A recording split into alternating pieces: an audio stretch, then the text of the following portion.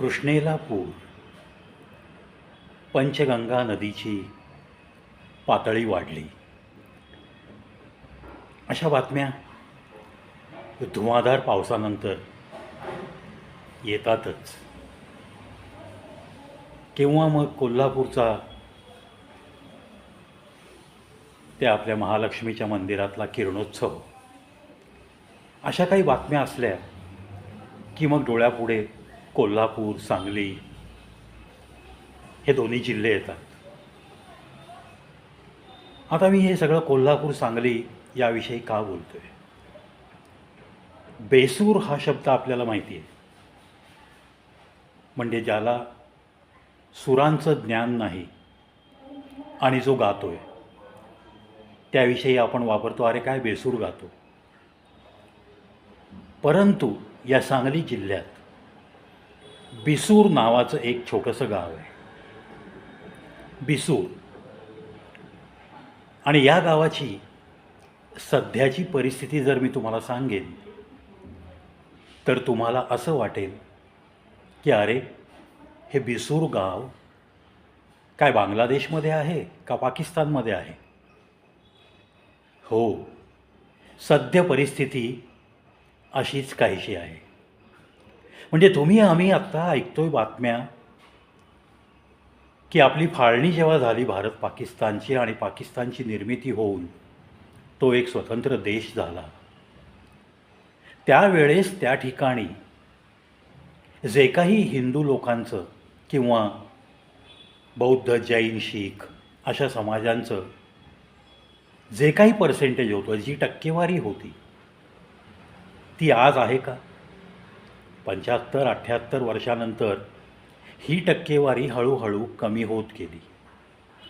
आज 1% आणि 2%सुद्धा या पाकिस्तानमध्ये इतर धर्मीय लोक नाही आहेत, ही वस्तुस्थिती आहे.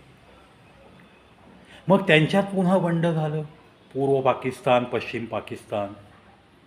या पूर्व पाकिस्तानीवरती पश्चिम पाकिस्तानचे लोक अन्याय करू लागले आणि मग यातूनच त्यांच्यातल्या एकमेकांमधल्या या भांडणाची परिणिती 1971च्या बांगलादेश निर्मिती, भारत पाकिस्तान युद्ध याच्यामध्ये झाली. अर्थात बांगलादेशची मग स्वतंत्र निर्मिती झाली, पूर्व पाकिस्तान हा बांगलादेश म्हणून ओळखू जाऊ लागला. तिथून सुद्धा मग हिंदूंची टक्केवारी कमी होऊ लागली. आता हे मुस्लिम बहुल एखाद्या देशामध्ये ही घटना घडणं हे वेगळं, आणि महाराष्ट्रासारख्या, सांगलीसारख्या एका सधन जिल्हा म्हणून ज्या जिल्ह्याने नाव कमावलं आहे, अशा या सांगली जिल्ह्यामध्ये ज्या ठिकाणी कृष्णेचं पात्र दुथडी भरून वाहतं या पावसाळ्यात, त्या सांगली जिल्ह्यामध्ये या बिसूर नावाचं एक गाव आहे. आणि या ठिकाणी असलेल्या एका मशिदीमध्ये सध्या सगळीकडे आपल्याला माहिती आहे सरची मोहीम जोरात चालू आहे. म्हणजेच खरे भारतीय या भारतात राहतील आणि जे इतर देशातून आले, मग ते म्यानमार असो, बांगलादेश असो किंवा इतर कुठल्याही देशातले नागरिक, चोरून छपून जर या भारताचं नागरिकत्व मिळवण्याच्या प्रयत्नात असतील, खोट्या आधार कार्ड, खोट्या पॅन कार्ड आणि खोट्या व्होटर्स ID ते जर या भारतातल्या सर्व सुविधांचा लाभ घेत असतील, आणि मग ही जर लोकसंख्या प्रचंड असेल, त्याचा ताण जर आपल्या भारतीय अर्थव्यवस्थेवर, आपल्या तिजोरीवर पडत असेल, तर मग ही मोहीम महत्त्वाची आहे ना. पण एखाद्या ठिकाणी ती मोहीम राबवली, फॉर एक्झाम्पल कलकत्ता, म्हणून काय सगळी लोकं तिथून काही पलीकडं बांगलादेशच्या सीमेतनं पार करून बांगलादेशने ॲक्सेप्ट केली आहेत का? सगळेजण सीमेच्या पार बांगलादेश जे आले होते ते पोहोचलेत का? बांगलादेशमध्येच पुन्हा ती संख्या वाढली आहे का? हा पुन्हा संशोधनाचा विषय आहे. म्हणजेच तिथून परत गेलो असं दाखवायचं, आणि मग जे काय लूपहोल्स आहेत, आता आपल्यामध्ये भ्रष्टाचारसुद्धा काही कमी नाही आहे, त्यामुळं 2-3 हजार 5,000च्या पुडक्यामध्ये सुद्धा एखादा व्यक्ती हा परदेशातून बांगलादेशातून भारतात पुन्हा स्थानापन्न होणं फार मोठं अवघड काम आहे असं काही नाही आहे. त्यामुळं कलकत्त्यातली लोक दिल्लीकडे जातील किंवा इतर कुठल्या तरी राज्यात जातील, कर्नाटकात जातील, केरळमध्ये जातील, झारखंडमध्ये जातील, जिथं त्यांना स्थानापन्न करणं सोपं आहे, तिथल्या सरकारांचं पाठबळ आहे. परंतु काही लोक महाराष्ट्रात सुद्धा विखुरलेले नक्की आहेत.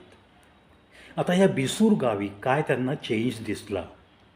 बिसूर गावातल्या 10 हिंदू कुटुंबियांना येता जाता त्या मशिदीच्या जवळून खूप मोठा टॉर्चर सहन करावा लागतो, खूप मोठी अवहेलना सहन करावी लागते. या 10 कुटुंबातल्या पोरीबाळी बायका यांना गावात फिरणंसुद्धा मुश्किल झालेलं आहे. मग तोंडावर काफीर म्हणणं असो, मग तोंडावर आपल्या देवीदेवतांची विटंबना अश्लील शब्दात करणं येता जाता, ऐकू जाईल अशा शब्दात धर्माचं खच्चीकरण करणं, धर्माला शिवीगाळ करणं. या बायका पोरींकडे बघून या मशिदीच्या आसपास राहणारे मुस्लिम, त्यातल्या त्यात परप्रांतातनं आलेले काही मुस्लिम मशिदीमध्ये हे लोंढे वाढत आहेत असं निदर्शनास आलं आहे. म्हणजे महाराष्ट्रातल्या सांगली जिल्ह्यातल्या एका बिसूर या गावी जर 10 हिंदू कुटुंबियांना त्यांची गत जर काश्मीरच्या पंडितांसारखी जर करण्यासाठी तिथं असलेली मुस्लिम कुटुंबीय उत्सुक असतील, तर मग हे लोण आपल्या ओंबऱ्यापर्यंत पोहोचलं आहे असं म्हणण्यास वाव आहे ना? का अजूनही आपण आता घोरत झोपणार आहोत?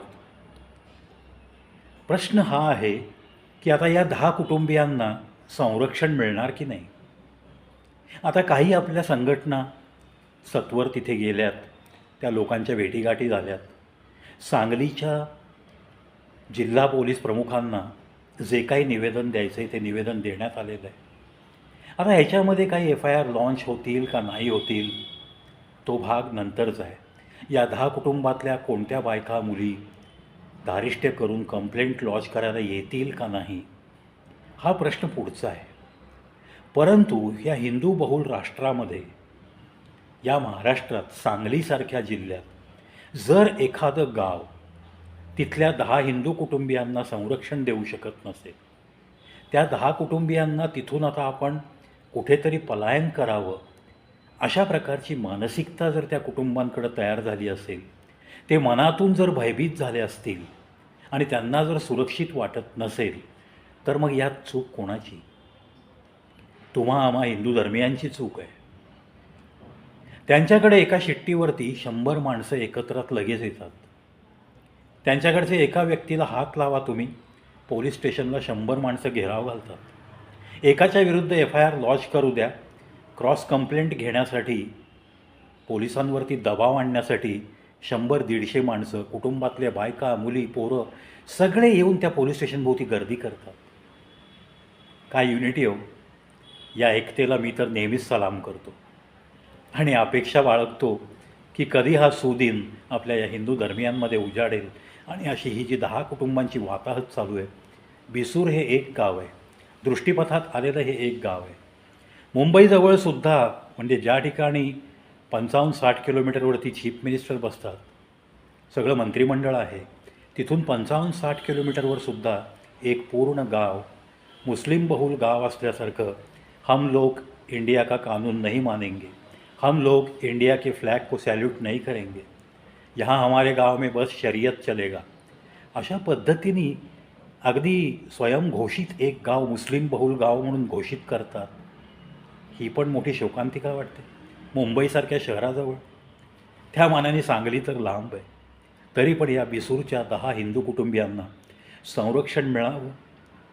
आसपासच्या सर्व हिंदू संघटनांनी, म्हणजे कोल्हापूर जिल्हा आणि सांगली जिल्हा या जिल्ह्यातल्या सर्व संघटनांनी, सर्व सदस्यांनी जागरूक होऊन सत्वर त्या 10 कुटुंबियांची पुन्हा पुन्हा भेट घेणं गरजेचं आहे.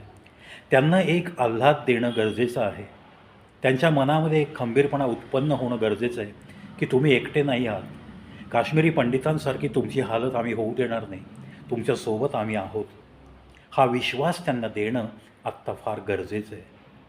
आणि हे जर एखाद्या गावामध्ये त्यांना असा जर विजय मिळाला, ही 10 कुटुंब जर तिथून विस्थापित झाली, तिथून पलायन केलं त्यांनी, तर मग हा साथीचा रोग इतर गावांमध्ये पसरण्यास जास्त वेळ लागणार नाही.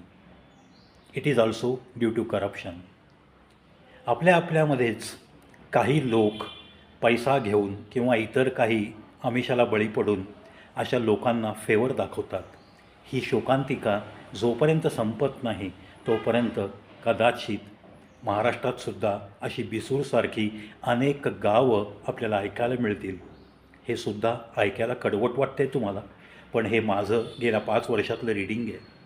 त्यामुळं कुठेतरी जागरूकता दिवसेंदिवस वाढवावीच लागेल. याच अपेक्षेसह जय श्रीराम.